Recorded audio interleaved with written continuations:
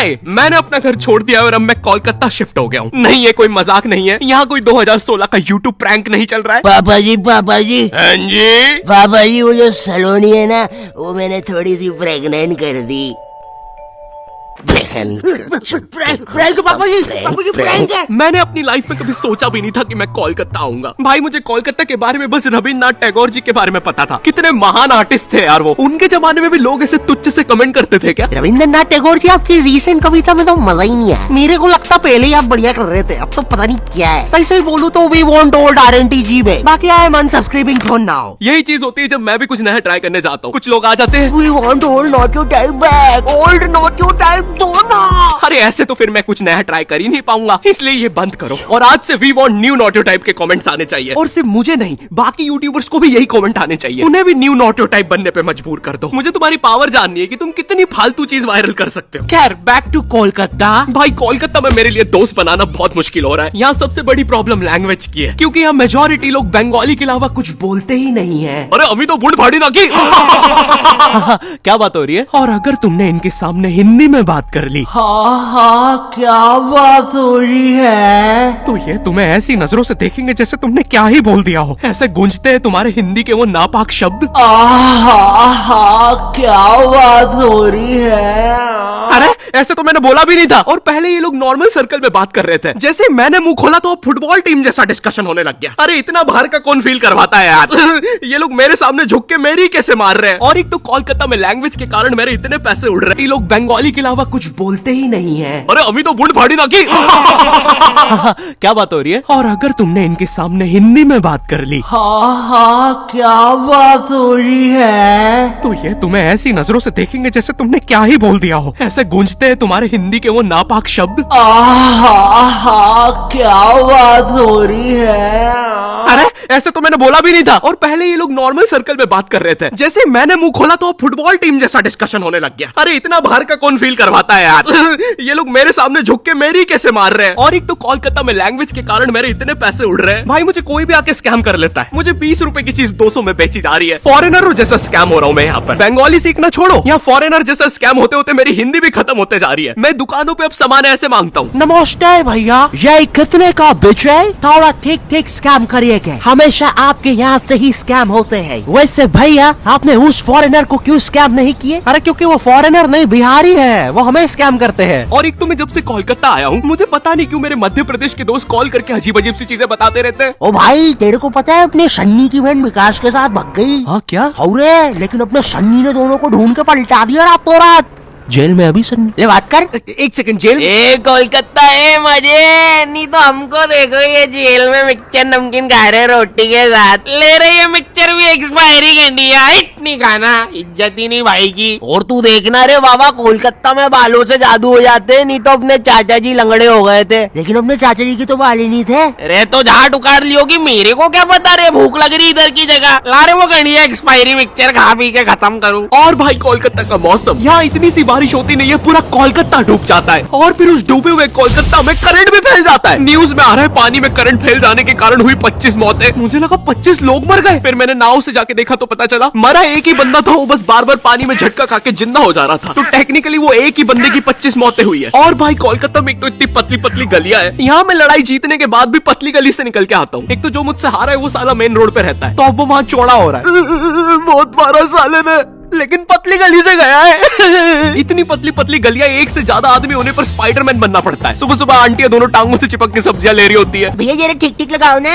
अरे भाभी पहले नीचे तो उतरो। अरे निंजा, अरे मैं हूँ। अरे क्या सलीमा भाभी डरा देते। सीधा सीधा रिया कर, अपने मर्द को बुलवा के तेरी माँ बहन करवा दूंगी। ए सलीमा, नीचे उतर, चल अंदर। माफी चाहूंगा भाई साहब, आपसे तहे दिल से माफी चाहूंगा। प्लीज हो सके तो हमें माफ कर दीजिएगा। और इतनी पतली गली होने के बाद भी आखिरी में कोई ऑल्टो फंसा के चला जाता है। कैसे? किसी को नहीं पता।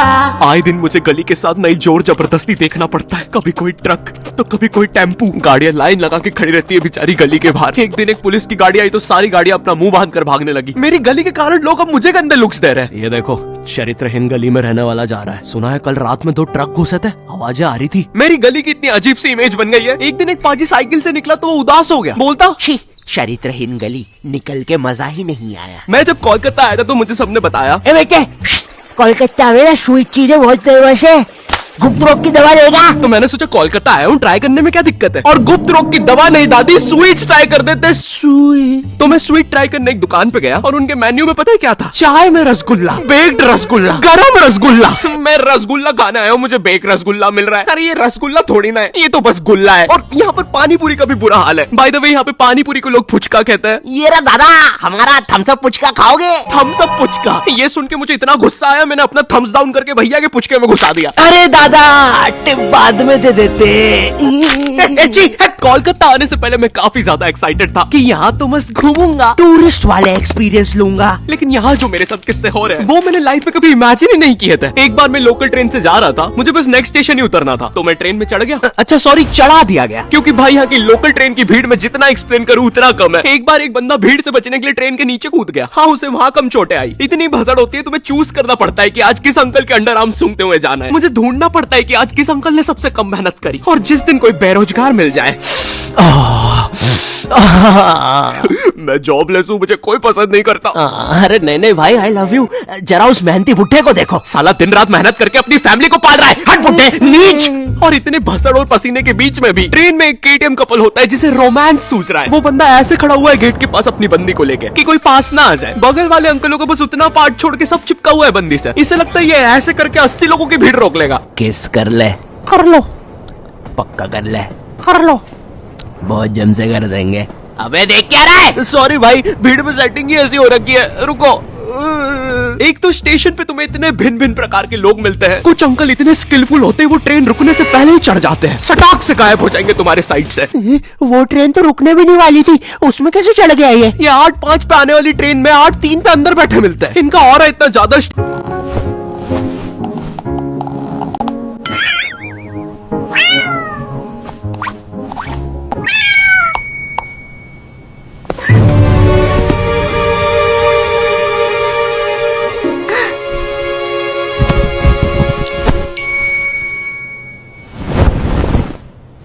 स्टेशन वाले ट्रेन अनाउंसमेंट रोक के इनका थीम सॉन्ग चला देते हैं। भीड़ है, डंग डंग डंग डंग डंग डंग डंग डंग डंग डंग। कभी ट्रेनों के बीच से निकल जाएंगे, कभी चलती ट्रेन से उतर के ट्रेन को ही हरा देंगे। आधे लोग तो ट्रेन में चढ़ते भी इसे देखने के लिए कि ये साला इतनी जल्दी जा किधर रहा है, कहीं उधर अच्छे दिन तो नहीं आ गए। पर फिर वो उन्हें भी चकमा देकर दूसरी ट्रेन में कूद जाता है। बेचारे दो क्यूरियस बंदे उसके पीछे जाने के चक्कर में ट्रेन में आ जाते हैं, और जो लोग उसके पीछे पहुंच भी जाते हैं उन्हें वो स्टेशन और जगह नहीं पता चलती, क्योंकि अभी भी अनाउंसमेंट में अंकल का थीम सॉन्ग चल रहा है, डंग डंग डंग डंग डंग। लेकिन मैं कुछ भी बोलूं, कोलकाता जितनी कलरफुल सिटी, जितना कल्चर यहाँ पर है उतना इंडिया में कहीं पर भी नहीं है। और यहाँ का सबसे बड़ा फेस्टिवल दुर्गा पूजा, भाई ये जितना ब्यूटीफुल होता है उतना केओटिक भी। इसकी स्टार्टिंग में लोग तुम्हारे घर पे चंदा मांगने आते हैं। ये रहा दादा, 10,000 टोको।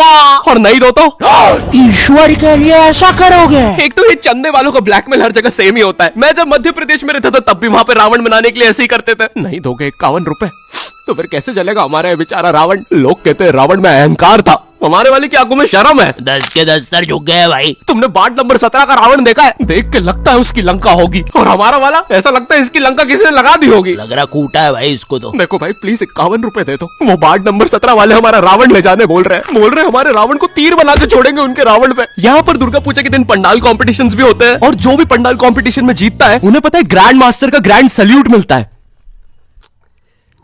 झूम झूम कर धूम मचा संग झूमे सारा इंडिया।